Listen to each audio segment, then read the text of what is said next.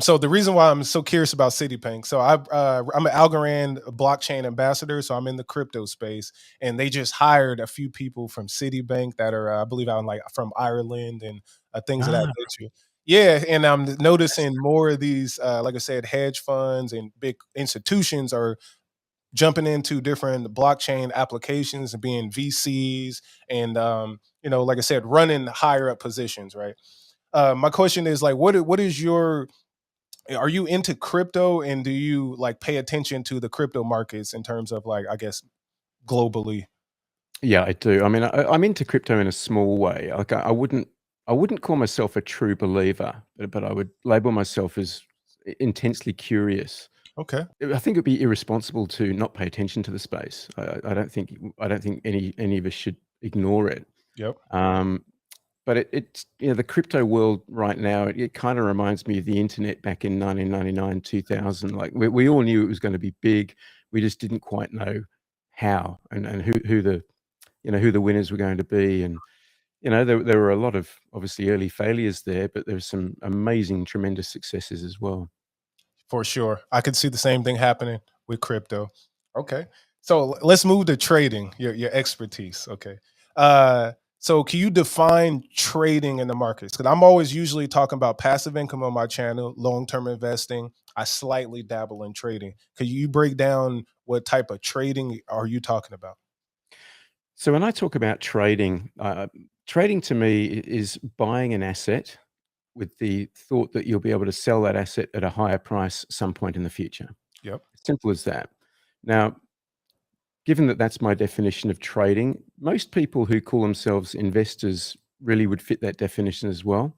To Yes. me, an investor is somebody who doesn't really care about the stock price, that they're not monitoring it daily, weekly, or probably even monthly, that they have got a good understanding of a business and they want to be an owner of that business for the long term and Mhm. share in the dividends and the cash flow that that business spins off.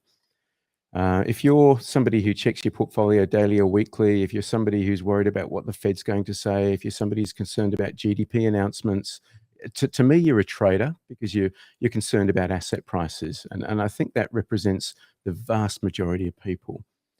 Yeah. The thing is, though, if you're going to trade, you need to have really, rock solid, watertight risk management You said risk policy. management. Risk management. Yeah, risk management is the key to this game because that's what keeps you in the game for the long term. And if you've got an edge, and an edge is just something that puts the probabilities in your favor, Mhm. with good risk management, you almost can't help but win over the long term. It may take some time to get there, but the odds are very much in your favor. Excellent. Okay. Well, what kind of trading? I know you said stocks and options. So for my audience, let's keep this one like real simple. Can you kind of Yeah, define what options trading is for them? absolutely. So I specialize in options trading.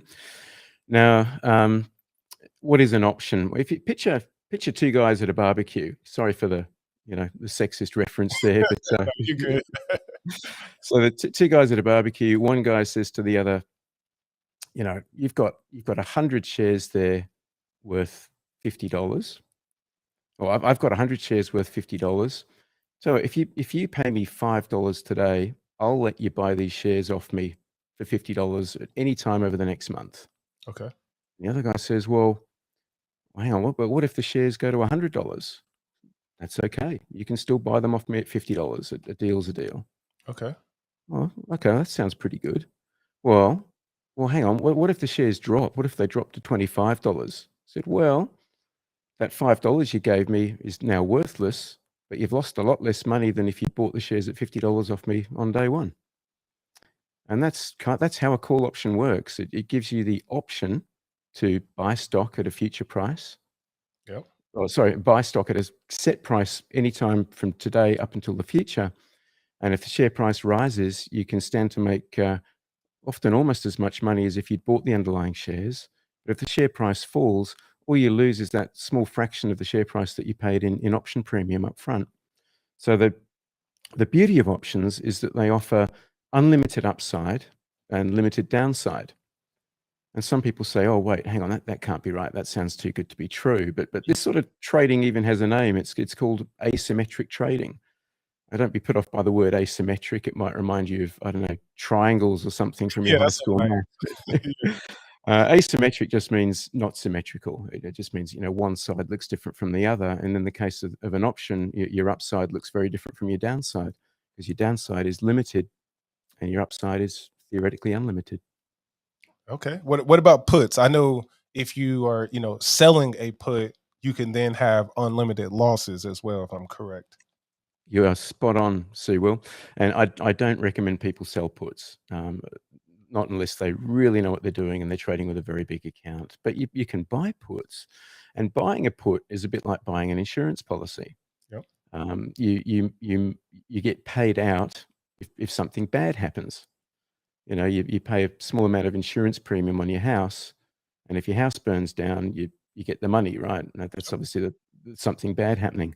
In the case of the stock market, you buy a put option, you pay, again, premiums like insurance premium. And if something bad happens, i.e., there's a stock market crash, or even if the price of that stock just falls, you get paid out. Okay, makes sense. Yeah, I've dabbled in some, calls and a little bit of puts there. So I'm still learning, so I might have to tap in with your education or something in the future. Um, Sounds awesome. yeah. So in terms of like, I'll say this: why options over like swing trading, or you used to do futures? Do you still trade futures? Like, why is options your favorite? Well, the reason I like options is they offer leverage. All right.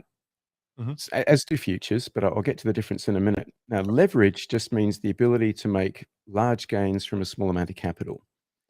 So it's not uncommon at all to make gains on an options trade of 50%, 100% or more in the matter of, a few days to a couple of weeks. Mm, My average holding period would be 2 to 3 days to 2 to 3 weeks. 2 to 3 days or Now, 2 to 3 weeks. Okay. yeah, that would be my average sort of holding period. Now, futures can offer you that same sort of leverage as well, but the thing is with futures, it's on both sides. So if you get it wrong, you're exposed to big losses. Whereas again, with options, because all you've paid is that option premium, which limits the amount of downside risk, you've got the upside leverage without the downside leverage. So that's why I've really focused on and specialized in options. Okay, that makes sense. You brought up risk management, so that is an easier way for you to manage risk, I would say, in options. Very much so. Yeah. Nice. Okay. Oh Options, I mean, sometimes they get a bad rap, but options are the finance industry's most popular and most flexible risk management tool. okay. Well, I'm definitely gonna dive in deeper. Those options always, get me a little nervous. So I was like, studying. I do like I use some platforms that do like I collateralize shorts with crypto and collateral jumbling my words, but longs, right? But options is something that I sampled with some recently with like some was it a wheat options, right? When the markets is going crazy. So I'm doing that. I've done Oh, right. yeah. So I've done that to kind of dabble, but my interest is always peaked because again, creating a second income is what you're talking about. And that's something I'm always looking to do as well. Um, can we talk about the Tao of trading? Why Tao of trading and this whole concept Yeah. of Tao? Sure. So, in addition to being a trader, I'm also a Jeet Kune Do instructor. So I've been involved in martial arts, since I was 10 years old. And so Bruce Lee is a I guess a mentor to me, Legend. is a Yeah. guy I respect greatly. And obviously he was the inventor of Jeet Kune Do. And he wrote a book that I found life changing called The Tao of Jeet Kune Do. Oh, let me And write so that. the title of my book, The Tao of Trading, it's I guess a tribute to the Tao of Jeet Kune Do, Bruce Lee's great book. Oh, wow. Okay, can you break down some things that are in this book that were, I guess, some highlights? Because you have to be Absolutely. talking about psychology a lot in there if you're talking about trading. I know A that's a lot. Yeah, yes, it's it's something I important. really focus on. And it's part of the Tao, the way of trading is understanding your own psychology. Yeah, you've got to have some technical skills. You've got to know what a call option is, what a put option is, what a moving average is. But all of that stuff's fairly easy to learn. It's the self mastery that I mean that's a lifetime's work. Yes. Um, Yeah. and really and truly, I'm hoping that my book gets people on that track, gets them interested in it. Um, there are hundreds, if not thousands, of books out there that have been written on options trading. So you might wonder, well, why does the world need another one? I've read a bunch of those books, and I can tell you from firsthand experience that they all tend to be quite boring, quite dull, and also quite difficult. Yeah. There's complex math and that sort of thing. And I thought, well, you know what? The world needs a book that is both engaging and simple. Yep. And the number of people who've said, man, I read your book in a weekend, I couldn't put it down. It was so easy to read. I feel like I've succeeded in that goal. Oh, that's And powerful. Yeah. I guess some of the highlights from the book, I talk about the 5 big myths of Wall Street and sort of break them down. I talk a lot about trading psychology. A sort of an introduction to that is in the chapter, Why Trading is Like Sex. I Much give away. like sex. Yeah, it's an odd comparison, but it'll make sense by the end of chapter 3. I give people one of my go-to trend following trading setups. And we talk a lot about risk management and then how to make it all work and put it all together. Okay. So let's talk a little bit about this macro and bring it back to trading. We just mentioned earlier the CPI, we got inflation, Yeah. governments, potentially U.S. government changing definitions of recession, Yeah, right? right. Yeah, we're all seeing Those this good happen. terms, huh? Yeah, so we're going to see what's going to happen with all of that. But we do know prices are going up everywhere. Things are more expensive. Uh, we have companies, rising and falling. We see Rivian, we got Netflix. So what I'm getting at is what should one, or what would you suggest, not financial advice, but what would you suggest someone to look at trading in this type of climate and conditions?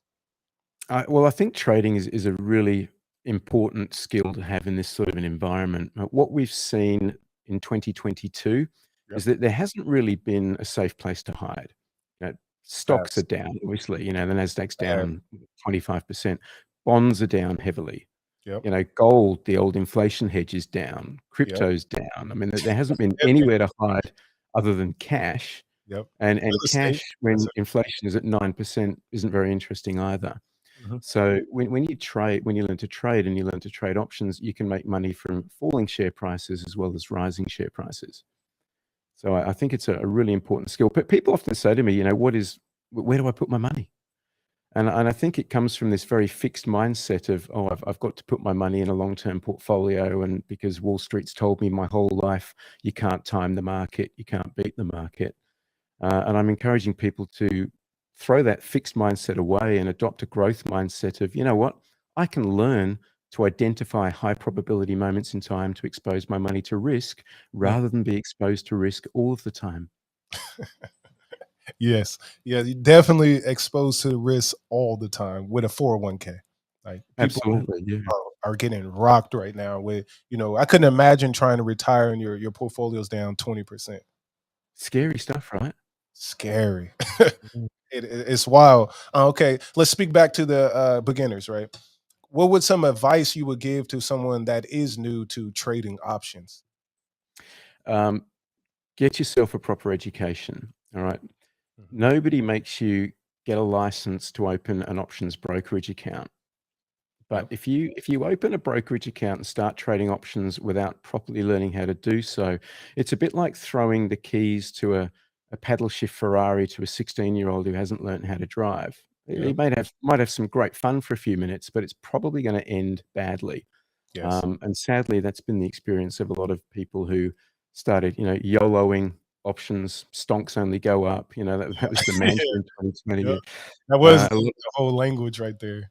Yeah. yeah, a lot of those accounts have blown up now. So, yeah, I think a proper education is really, really important. Yes. Okay. Can you break down some of your biggest wins and losses so that way the audience can get some understanding from that? Yeah, sure. I mean, okay, my biggest loss was in 2008. Mm, I lost a life-changing sum of money in the global financial crisis. I was working at Goldman at the time, and I was listening to the research analysts and the yep, strategists, and buy the dip, buy the dip. This is the bottom. This stock looks undervalued, and I thought, well, these are the masters of the universe, right? And I'd been drinking the Kool-Aid, right? So I kept yeah, kept trying to buy the dip, pick the bottom, and came out at the end of that year having lost an embarrassing sum of money. And I thought, right, there's got to be a better way. And that was when I started talking to friends of mine who were doing prop trading at Goldman. And this is their heyday, right? Back in Yeah. 2008, They 2009. were popping. Yeah. And, I said, how have you guys made money? Oh, by doing this and shorting. And so, well, but the analysts are saying buy. Oh, we don't listen to those guys. We follow the market. We follow price. We use technical analysis. And that's when I thought, right, okay, I'm just going to devote myself to learning how to do this stuff properly. And that's really what I did. And I was just fortunate that I had access to a Bloomberg screen. I could test and back test and figure stuff out. And that's what I was doing kind of every night at home, working out how to trade markets myself using technical analysis. Yeah. Yeah. Makes Um, sense. some of my biggest wins, I mean, probably, my best trade was in 2020, where I made 464% on some Tesla options in 2 days. Tesla And options? that was a nice trade. Oh wow. You know what? You're the second like person that has, that does trading for a living and stuff that said Tesla. Like a lot of people must have got rich off of Tesla. when Well, love or hate the company. It's been a great trading stock. Yeah, yeah. Yeah, I'm not for sure about, the founders and all the stuff that they're doing, but it's definitely a good trade over there in Tesla. Um, Yeah, for sure. yeah, do you ride Tesla up and down? Up and down, absolutely. Yeah. Yep, makes sense. Okay. All right, so let's slowly start to close out. Can you tell the audience what like products you have your book, and I know you have some courses. Can you talk about those products that are educational that one could be interested in? Absolutely. So I've got a Tao of Trading.com. That's TaoofTraiding.com.